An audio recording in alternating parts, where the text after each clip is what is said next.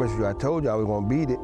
Even in the throes of chemotherapy, there's nothing that could stop Donato Bradford from visiting his son. Matter of fact, I gotta call Demir and tell him that we caught the dude.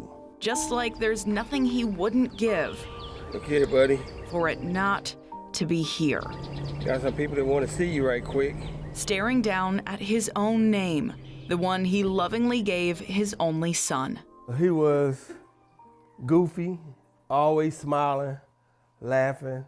Donato Jr., DJ to those who knew him. He smiled all the time, no matter what. He just smiled.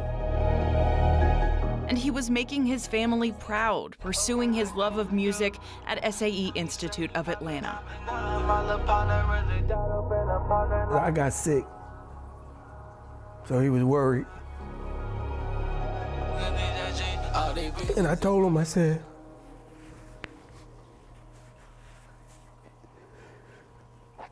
regardless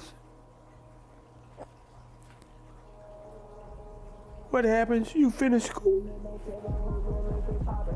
No, I don't. You can pull up to the stop. He said, okay, Dad, I'll finish. A promise DJ intended to keep, but could not. That's all he was worried about at the end. Was me. Do you feel ready to talk about that night? But yeah, I'm ready to talk about it. July 31st, 2024, around 10 p.m. Surveillance video from Westmar student lofts in Atlanta shows a man knocking on DJ's door, then allegedly shooting and pushing inside. Atlanta police say that same suspect left in different clothes a few minutes later. DJ, who had just turned 24 years old, was found dead inside the next morning.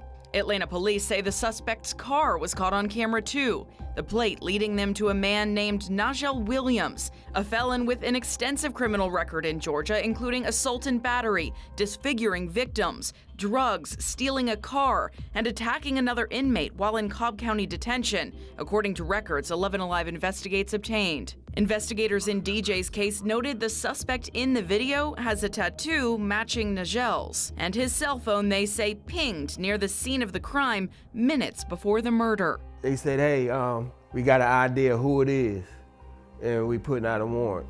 3.5 months after DJ was killed, a warrant was issued for Nahjel's arrest. But Donato says that would be the last real update he heard from detectives for a long, excruciating time. I would reach out to them about every 6 to 8 weeks to see what the progress was. And he was moving around. They would just say he was moving around or whatever. Records obtained by 11 Alive Investigates show Nahjel was in fact arrested in Baltimore on August 31st, a month after DJ's murder, for stealing a car. But by the time the Fulton County warrant was issued on November 18th for DJ's murder, Nahjel was on the run again. They told me that they was tracking him.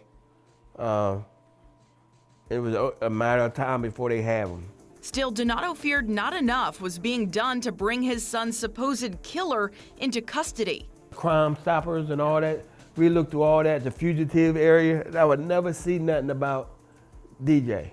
I would just call them and say, okay, what's the status with the case? Where we at? And they like, he moved from one location to another. They kept saying that. Months passed, then a year. I said, well, who's helping him? How's he smarter than y'all? Donato's fear that DJ may never have justice, overshadowed only by the fear that his killer would strike again. Somebody dropped the ball. And if we don't fix that right there, we can wind up losing people's lives that don't need to be lost. Human nature is if you do a crime and you get away with it, you're gonna go do it again. And sure enough, investigators believe he did.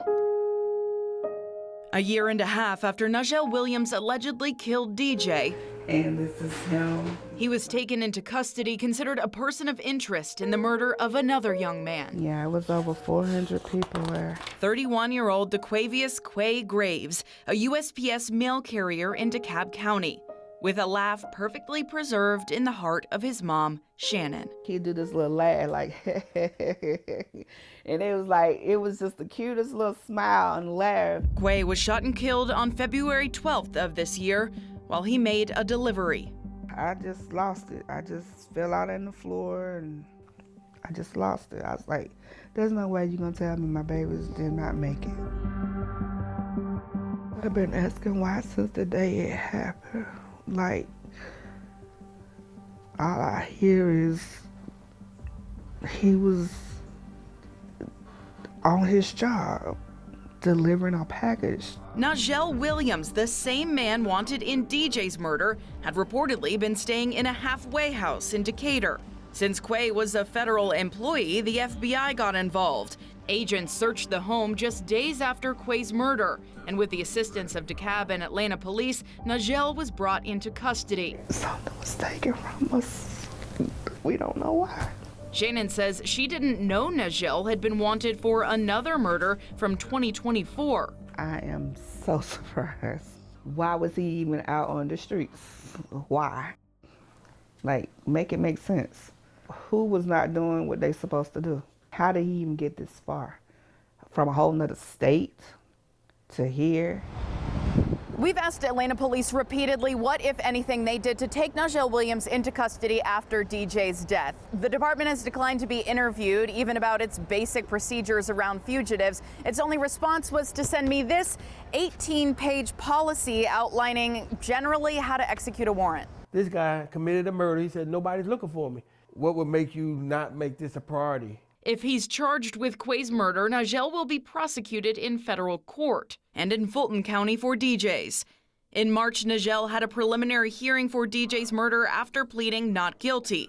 Fulton County Judge Todd Ashley ruled there is sufficient evidence to move forward with the murder charge against him. And Mr. Williams, the who, the what, the when, and the how is on video. Seems to me the only open question might be the why. The Fulton County District Attorney's Office is now seeking a grand jury indictment before moving forward with a trial. Court dates for the federal case have not yet been set. I've already accepted. I can't do nothing about my son.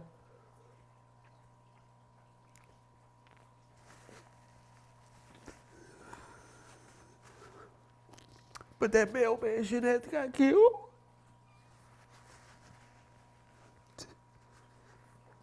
Because the system screwed up. That mailman should be alive. That was that woman's only son.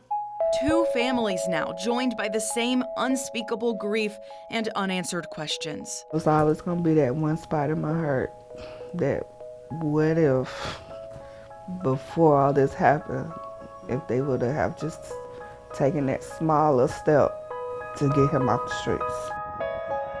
Shannon still can't bring herself to visit the place where her child is buried. Not yet. Her pain still as fresh as the newly dug dirt on the ground.